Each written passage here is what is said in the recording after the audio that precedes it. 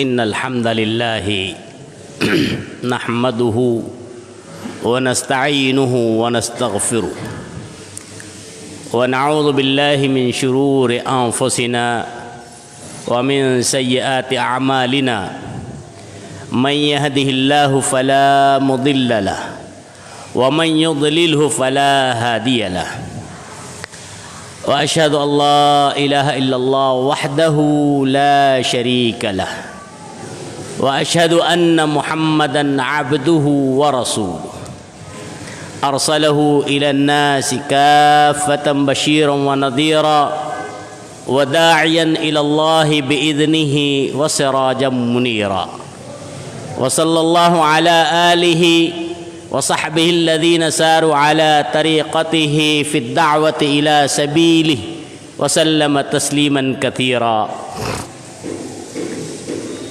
يا أيها الذين آمنوا اتقوا الله حق تقاته ولا تموتن إلا وأنتم مسلمون يا أيها الناس اتقوا ربكم الذي خلقكم من نفس واحدة وخلق منها زوجها وبث منهما رجالا كثيرا ونساء واتقوا الله الذي تساءلون به والأرحام إن الله كان عليكم رقيبا يا أيها الذين آمنوا اتقوا الله وقولوا قولا سديدا يصلح لكم أعمالكم ويغفر لكم ذنوبكم ومن يطع الله ورسوله فقد فاز فوزا عظيما أما بعد فإن خير الحديث كتاب الله وخير الهدي هدي محمد صلى الله عليه وسلم وشر الأمور محدثاتها وكل محدثة بدعة وكل بدعة ضلالة وكل ضلالة في النار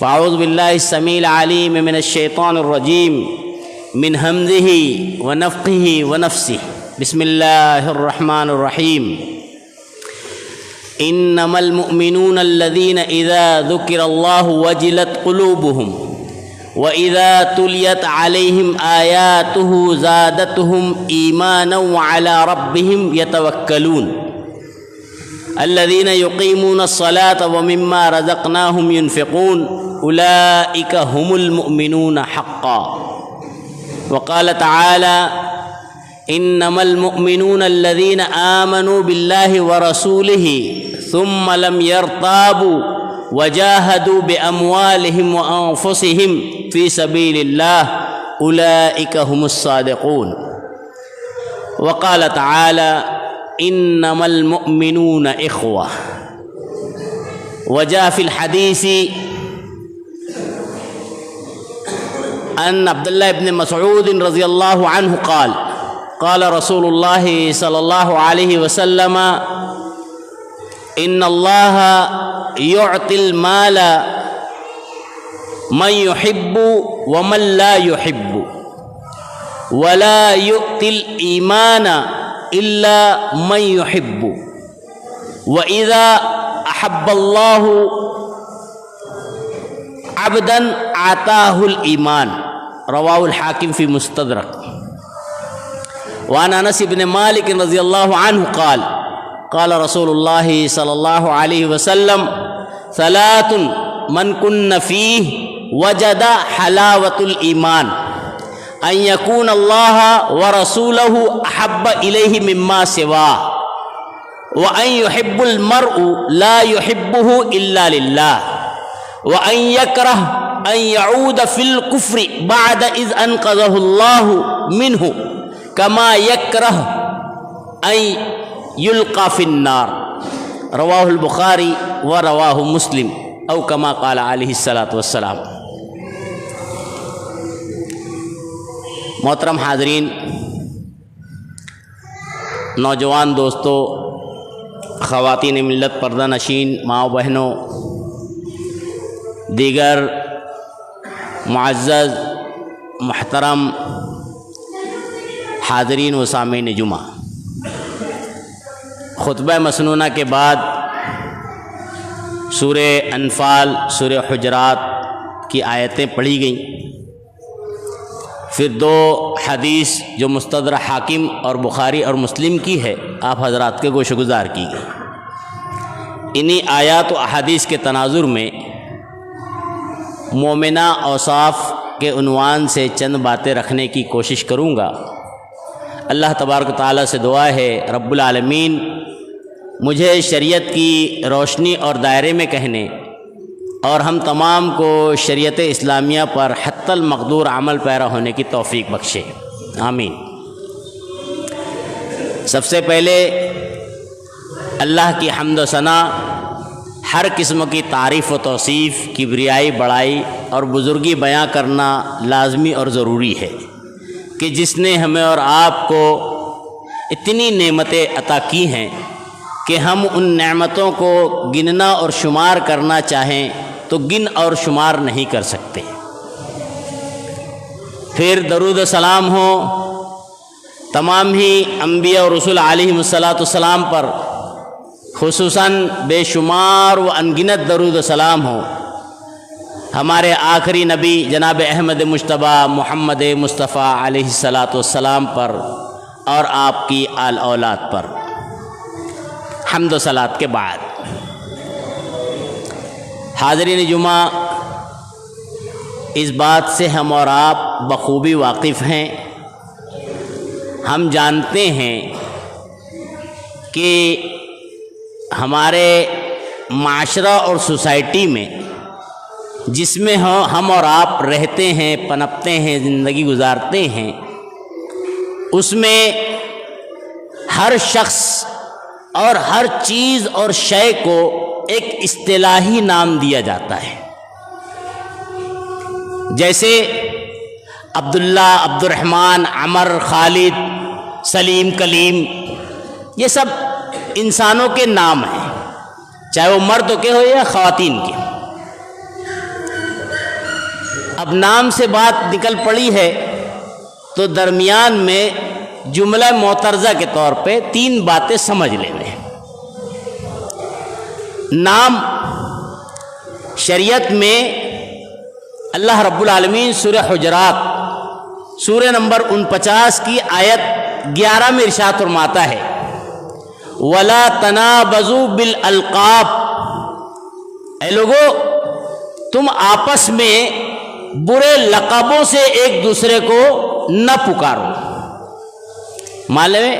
معلوم ہوا کہ جس کا جو نام ہے اسے اسی اچھے نام سے پکارا جانا چاہیے۔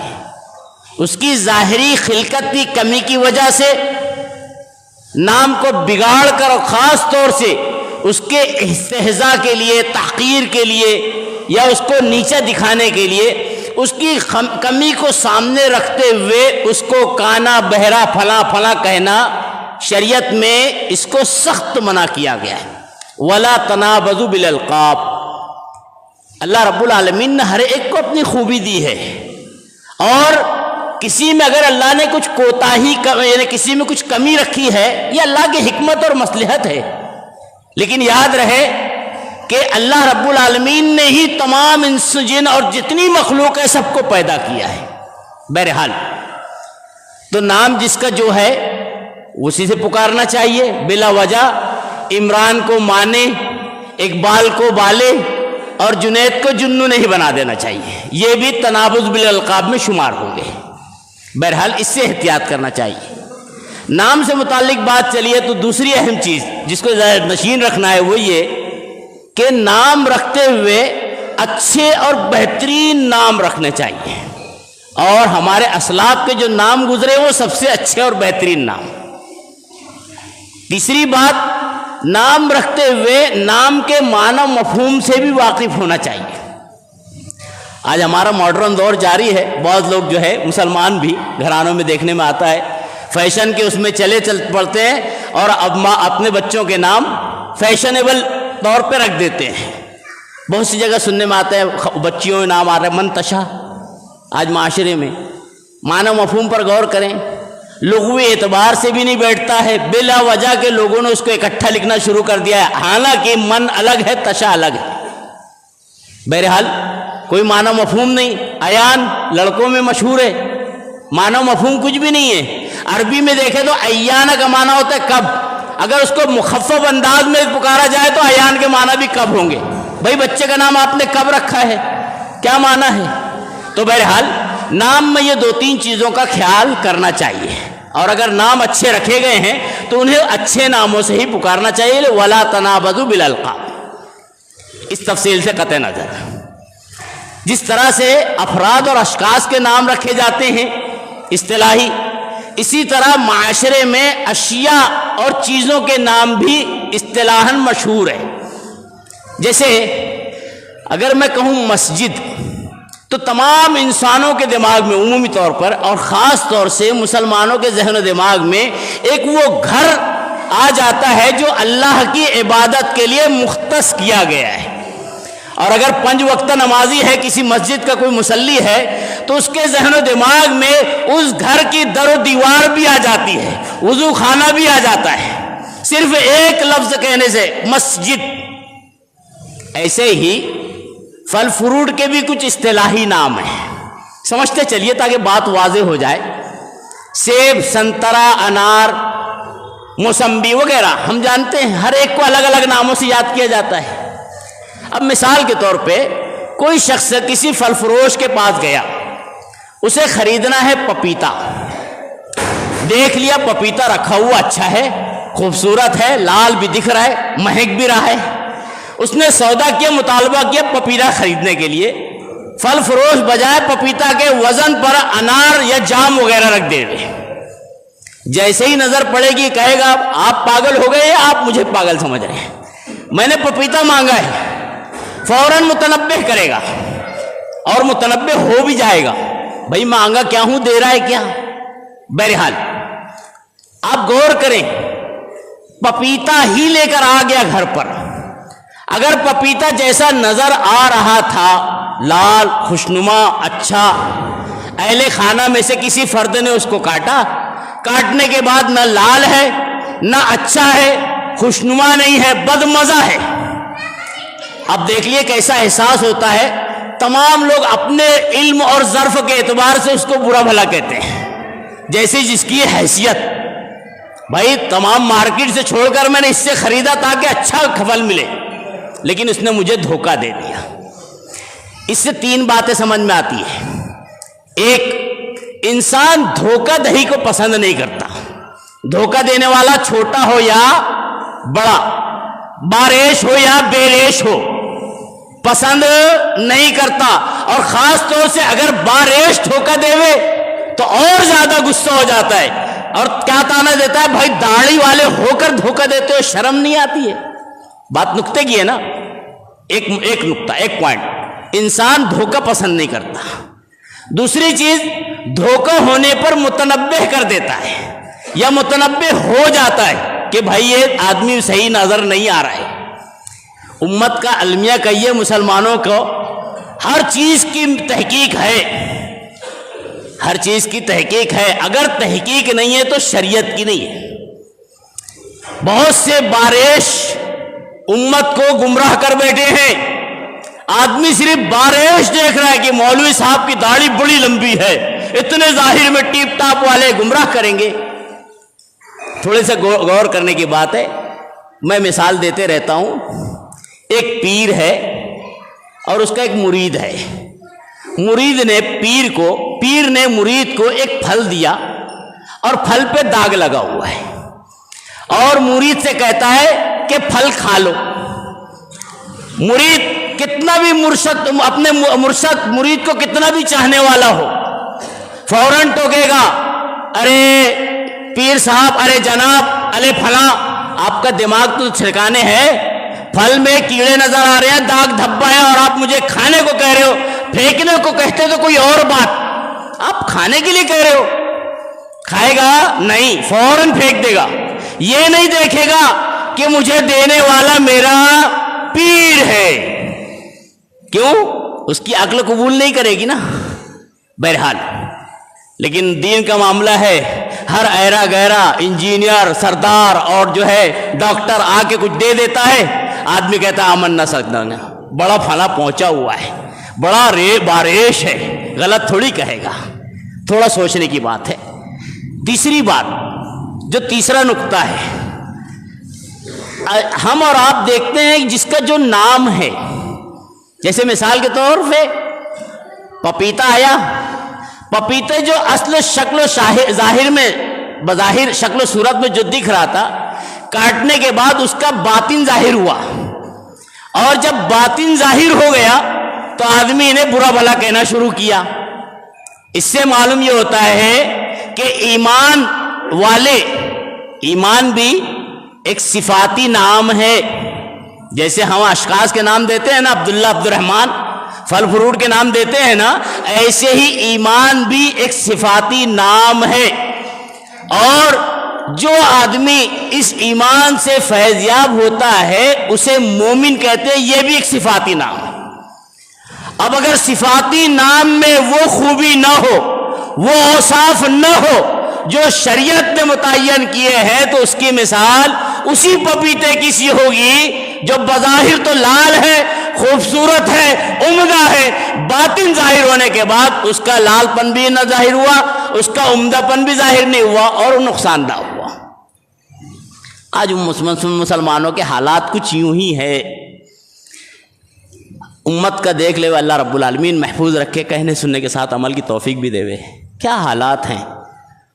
کتنے افسوس کی بات ہوتی ہے، ایک آدمی جو ہے نام اپنا رکھا ہوا ہے توحید، کتنا پیارا نام ہے نا بھائی، توحید نام ہے، اور اس کے اعمال بتاتے ہیں کہ وہ دن اور رات غیر اللہ کے در پہ جھکا ہوا ہے۔ پھر یہ تو نام کے خلاف ہے بھائی۔ آپ نے اپنا نام مومن، مسلم، موحد رکھ لیا، توحید رکھ لیا، اور مومن اور مسلم کی صفات نہیں ہے، بڑی تعجب کی بات ہے۔ بہرحال مومن کے اوصاف کیا ہونی چاہیے؟ مومن کے وصف شریعت نے کئی ایک بیان کیے۔ سب سے پہلا وصف، مومن اور مسلمان دنیا میں کسی بھی کونے میں رہتے ہوں، کسی بھی مکتبہ فکر اور نظریے کے حامل ہو، آپس میں بھائی بھائی ہے۔ اللہ تبارک تعالیٰ کہتا ہے سورہ حجرات میں، سورہ نمبر 49 کی آیت نمبر 10 اور 11 میں اللہ رب العالمین کہتا ہے انما المؤمنون اخوہ، مسلمان کیا ہے؟ بھائی ہیں۔ کسی بھی مسئلہ کا نقطہ فکر کے ہیں، لیکن بہرحال اگر کلمہ توحید لا الہ الا اللہ محمد الرسول اللہ کا گنگنانے والا ہے، کلمہ گو ہے، کہیں بھی تعلق رکھتا ہو، دنیا کے کسی بھی کونے میں رکھتا ہو، کسی بھی مکتبہ فکر کا حامل ہے، بہرحال وہ مسلمان ہے۔ یہ الگ بات ہے کہ اس کی مس گائیڈنگ کی گئی ہے، اس کو غلط راہ پر لگا دیا گیا ہے، یہ الگ بات ہے، لیکن بہرحال اسلام کے ماننے والوں میں، مسلمانوں کی صف میں، اس لیے مسلمان کا بھائی۔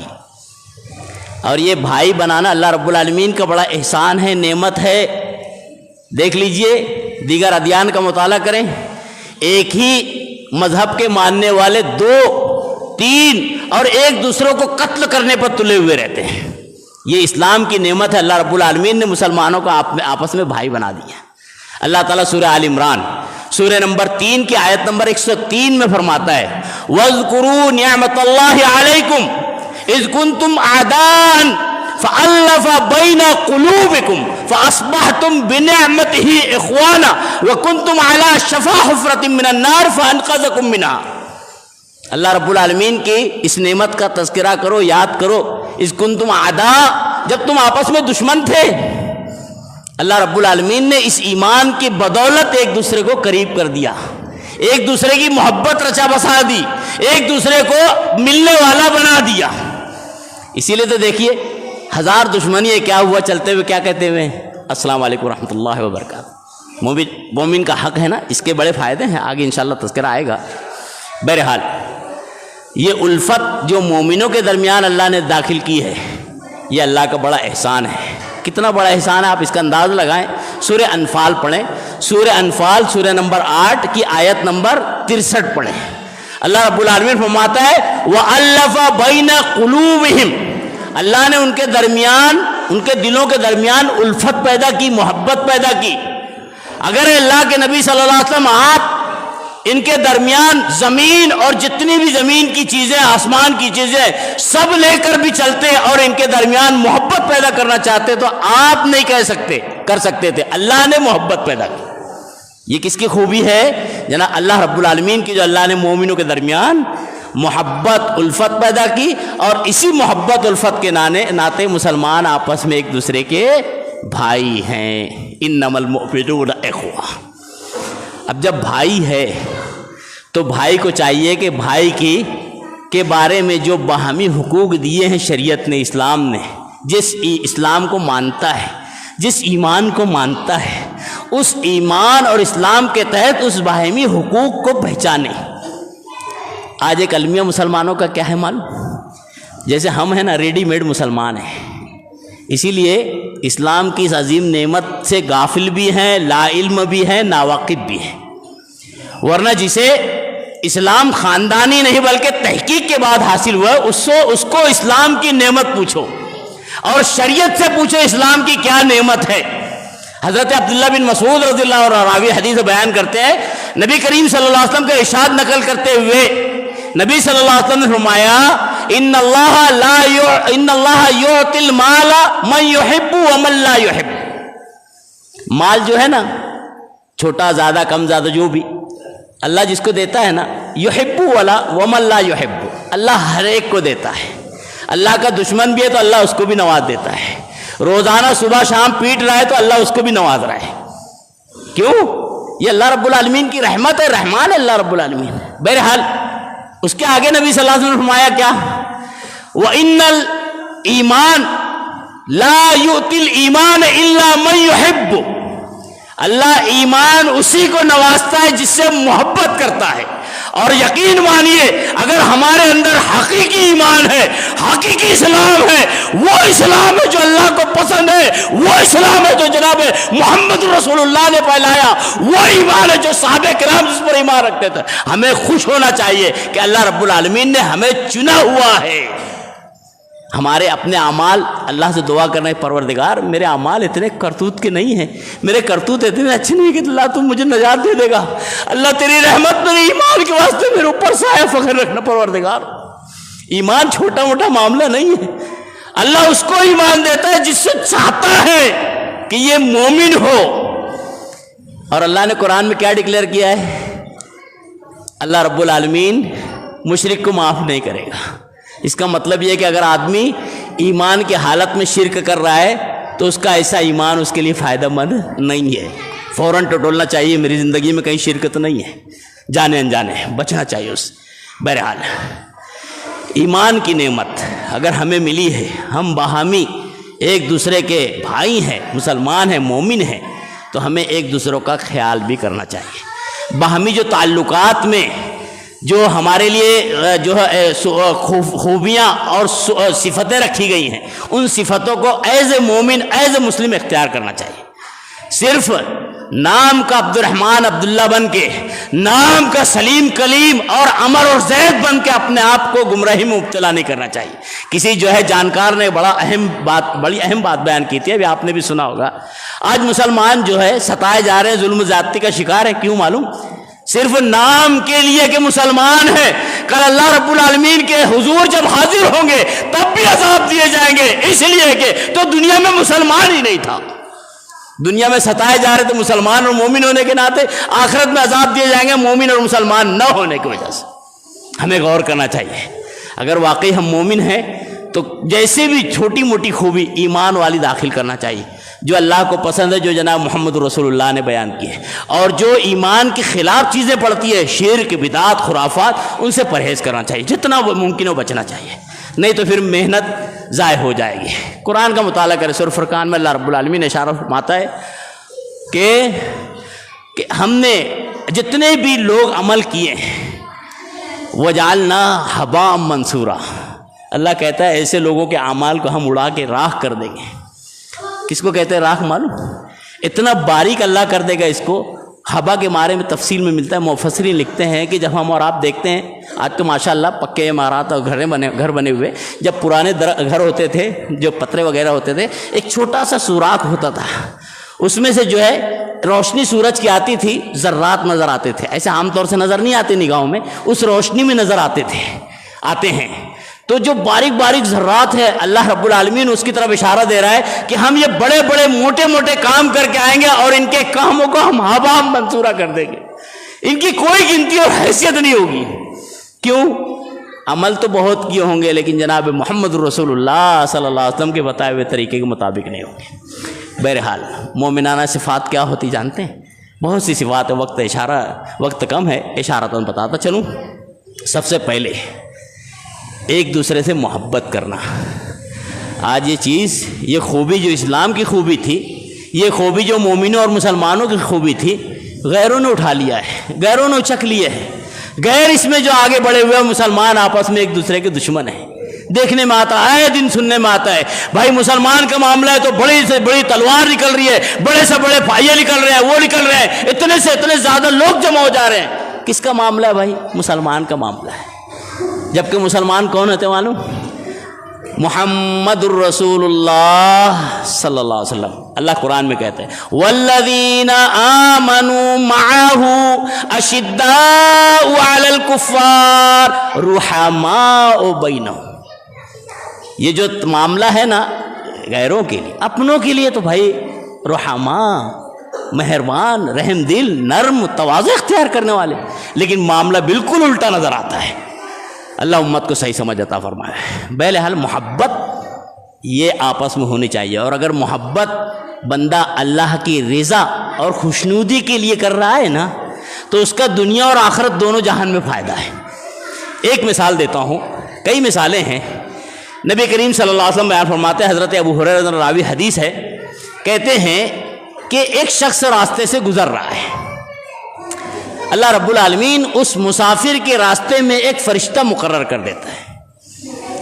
جب وہ بندہ جاتا ہے، راستے میں گزرتا ہے، اب ملاقات انسانی شکل میں فرشتہ ہے، اس سے ملاقات ہوتی ہے، تو وہ انسان جو اصل میں فرشتہ ہے انسانی شکل میں پوچھتا ہے اس سے کہاں کا ارادہ ہے، کہاں جا رہے ہو؟ تو کہتا ہے بھائی میرا ایک بھائی فلاں بستی میں رہتا ہے، اس سے ملاقات کرنے جا رہا ہوں۔ اب یہ تو بستی کی مثال جناب محمد رسول اللہ صلی اللہ علیہ وسلم نے دی ہے، ہم اس کو جو ہے ہر چیز پر فٹ کر سکتے ہیں۔ میرا ایک مسلمان دواخانے میں اس کو دیکھنے جا رہا ہوں، میرا ایک مسلمان اس پریشانی میں وہاں مبتلا میں دیکھنے جا رہا ہوں، سب کو رکھ سکتے ہیں، قیاس کر سکتے ہیں۔ ایک بستی میں میرا مسلمان بھائی رہتا ہے، اس کو دیکھنے جا رہا ہوں، ملنے جا رہا ہوں۔ فرشتہ کہتا ہے اس سے کہ حل لک علیہ من النعمہ تربوہا، کیا تجھ پر کوئی احسان اس نے کیا ہے، تو اس کا احسان مند ہے جس کی وجہ سے جا رہا ہے۔ دیکھیے حدیث کے نقطے پر غور کیجئے، اللہ کے نبی صلی اللہ علیہ وسلم 1400 سال پہلے بتا رہے ہیں، آج ہم اپنے معاشرے کے حالات پر جائزہ لے لیں۔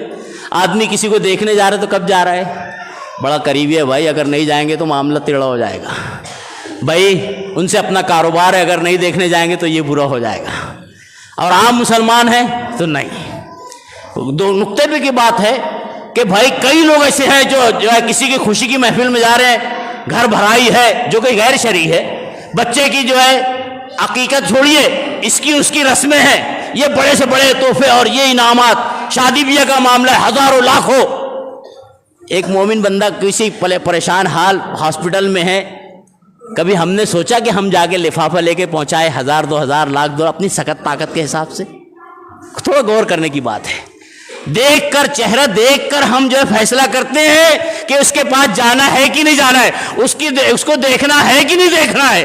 اللہ کے نبی صلی اللہ علیہ وسلم کی حدیث پر غور کریں، فرشتہ کہتا ہے کیا تیرا کچھ احسان ہے اس کے اوپر، اس نے تجھ پر احسان کیا ہے، اس احسان مندی کے لیے تو جا رہا ہے؟ کہتا نہیں، کوئی احسان نہیں ہے، بس میرا بھائی ہے اس کے لیے جا رہا ہوں، اللہ کی رضا کے لیے جا رہا ہوں، اللہ کی خوشنودی مقصود ہے بس۔ فرشتہ کہتا ہے کہ سن، اگر تیرا یہی مقصد ہے جو تو بتا رہا ہے تو اللہ کہتا ہے میں اللہ کا رسول ہوں، پیغمبر ہوں، فرشتہ ہوں، اللہ نے مجھ کو بھیج کر بتا کر بھیجا کہ جا اس کو بتا دے کہ جس طرح تو بلا غرض غائب کے ایک مومن کے لیے جا رہا ہے دیکھنے کے لیے، اللہ بھی تجھ سے اسی طرح محبت کرتا ہے۔ بات نقطے کی ہے، لیکن یاد رہے محبت مومن اور مسلمان سے اللہ کی رضا کے لیے ہی ہونی چاہیے، اس کا بڑا فائدہ ہے۔ دنیا کا آپ نے فائدہ دے گی، اور بھی مثالیں ہیں، آخرت کا فائدہ دیکھیے۔ اللہ رب العالمین کہتا ہے، حدیث قدسی میں ہے، اللہ کے نبی صلی اللہ علیہ وسلم فرماتے ہیں کہ اللہ رب العالمین یقول اللہ عز وجل یوم القیامہ، قیامت کے دن اللہ رب العالمین کہے گا ماننے والے کے لیے سب کچھ ہے، نہ ماننے والے کے لیے بہت سی مثالیں اور دے دے تو کچھ نہیں ہے۔ اللہ رب العالمین انشاءاللہ اہل ایمان سے مخاطب ہوگا، اہل ایمان مومن دیدار بھی کریں گے اللہ کا انشاءاللہ۔ نعمتیں دنیا میں نہیں ملے تو نہ ملے، آخرت میں ضرور ملیں گی انشاءاللہ۔ بہرحال اللہ قیامت کے دن کہے گا این المتحابون بجلالی اليوم، میری محبت، میرے ڈر اور خوف سے کون لوگ محبت آپس میں کرتے تھے؟ کہا جائے گا اللہ یہ فلاں ابن فلاں اور یہ فلاں ابن فلاں ہے، صرف مقصد تیری رضا تھا پروردگار، دنیا داری نہیں تھی۔ اللہ رب العالمین کہے گا ان کو بلاؤ، میں ان کو معاف کر دیتا ہوں، اس کو اپنی محبت عطا کرتا ہوں۔ اسی لیے تو اللہ کے نبی صلی اللہ علیہ وسلم نے فرمایا، اور ایک روایت میں کہ اس کو بلاؤ اذلہ فی ذلی یوم لا ذل الا ذو، آج اس کو میں اپنے سائے میں رکھوں گا، قیامت کے دن میرے علاوہ کوئی سایہ نہیں ہوگا۔ حدیث آپ نے سنی ہے، بخاری مسلم کی ہے، نبی صلی اللہ علیہ وسلم فرماتے ہیں سبعۃ یظلھم اللہ فی ذلہ یوم لا ذل الا ذلہ، 7 قسم کے لوگ ہوں گے قیامت کے دن جو اللہ کے سائے کے تحت ہوں گے۔ یہ اللہ کی قدرت ہے، کتنا وسیع و عریض اللہ سایہ بنا لے ہوئے، ہر چیز اللہ رب العالمین کی قدرت میں جو ہے عام ہے، عام بات ہے۔ سب 7 قسموں کے لوگ ہوں گے، اس میں سے ایک کون ہوگا معلوم؟ ورجلان، 2 ایسے لوگ، 2 ایسے مرد، 2 ایسی خاتون، سب شامل ہے اس میں، مرد ہو یا خاتون، تحاب فی اللہ و تباغض فی اللہ، اللہ کے لیے محبت، اللہ کے لیے جدائی۔ اگر محبت ہے تو اللہ کے لیے، جدائی ہے کہ بھائی یہ اللہ کا نافرمان ہے، شرک کرتا ہے، یہ کرتا ہے، وہ کرتا ہے، سمجھا رہا ہوں مانتا نہیں ہے، اب میں اس سے جدا ہو رہا ہوں اس مقصد سے، تو ایسے لوگ بھی اللہ کے عرش کے تحت، اللہ کے سائے کے تحت ہوں گے۔ بہرحال مومن آپس میں محبت کریں، یہ پہلا مومنانہ وصف ہے جو آج معاشرے سے دھیرے دھیرے سلب ہوتا جا رہا ہے، ختم ہوتا جا رہا ہے، ناپید ہو رہا ہے۔ بہت محتاط رہنا چاہیے، دنیا تو آنی فانی ہے، ختم ہونی ہے، بہت ملی تو 60 70 80، بقیہ ہمیشگی کی زندگی کا خیال کرنا چاہیے۔ دوسری چیز جو مومنانہ اوصاف ہے وہ یہ ہے کہ خندہ پیشانی سے ملاقات کرنا، بڑا چھوٹا سا معاملہ دکھتا ہے لیکن بڑا اہم ہے۔ نبی صلی اللہ علیہ وسلم فرماتے ہیں لا تحقرن من المعروف شیئا، معروف یعنی صدقے کے معاملے میں چھوٹی چیز کو بھی مختصر مت سمجھنا، ولو گرچہ ان تلقا اخیک بوجہ طلیق، اگرچہ تو اپنے بھائی سے مسکرا کر مل رہا ہے، صرف مسکرا کر ملنا یہ بھی صدقہ ہے، اور خاص طور سے اگر مومن و مسلمان ہو تو ظاہر بات ہے صدقہ ہے نا، بہت دھیان دینا چاہیے۔ 2-3 باتیں بتا کر اپنی بات سمیٹتا ہوں۔ آج معاشرے میں کدورت، بغض، عداوت مسلمان آپس میں ایک دوسرے سے کرے بیٹھے ہیں، عام طور سے ہے یہ بات، چاہے وہ خاندانی معاملہ ہو یا افراد کا معاملہ ہو یا اقوام کا معاملہ ہو۔ یہ کدورت، یہ بغض، عداوت کیسے ختم ہو سکتی ہے؟ بہت اچھا ہے نا، معلوم ہونا چاہیے نا۔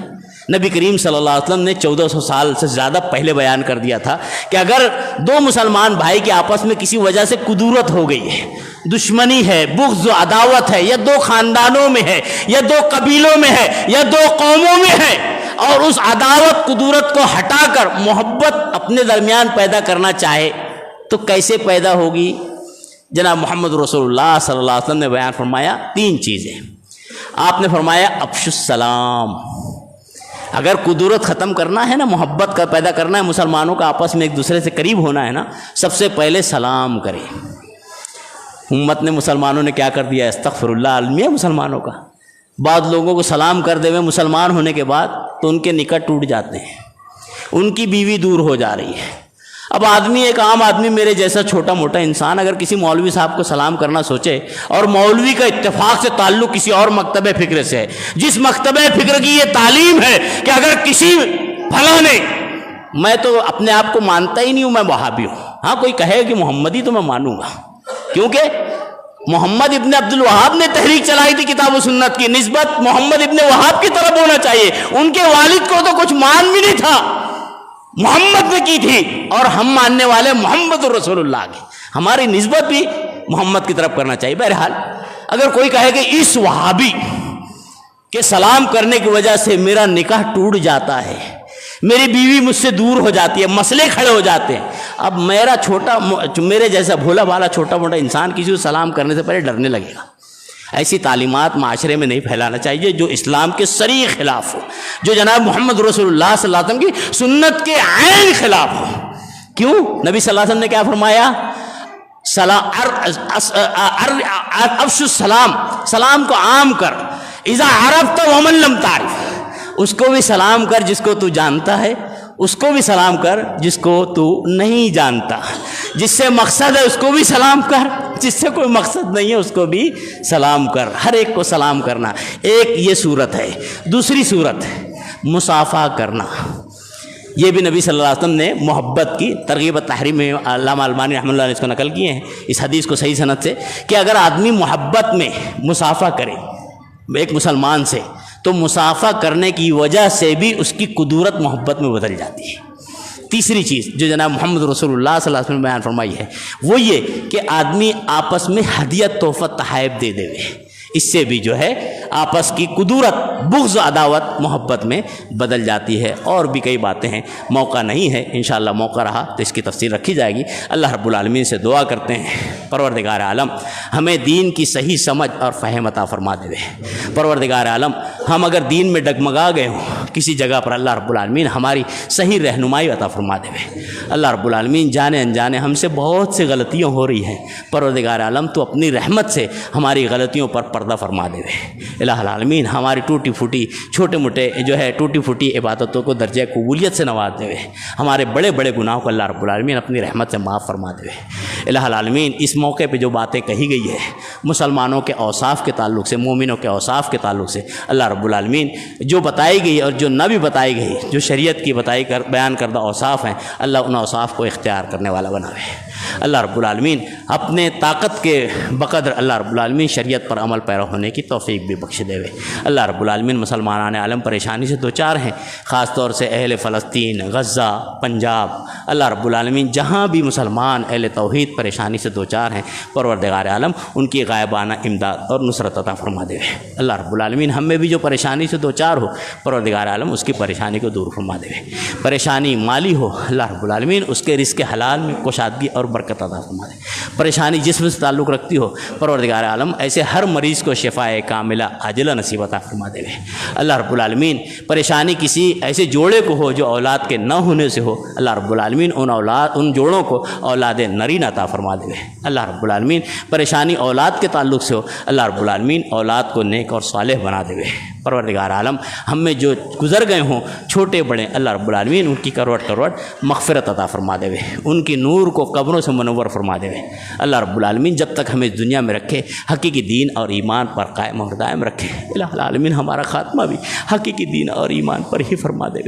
آمین. اقول قولی ھذا واستغفر اللہ لی ولکم ولسائر المسلمین انہ تعالی جواد کرم رؤوف رحیم فاستغفروہ انہ هو الغفور الرحیم.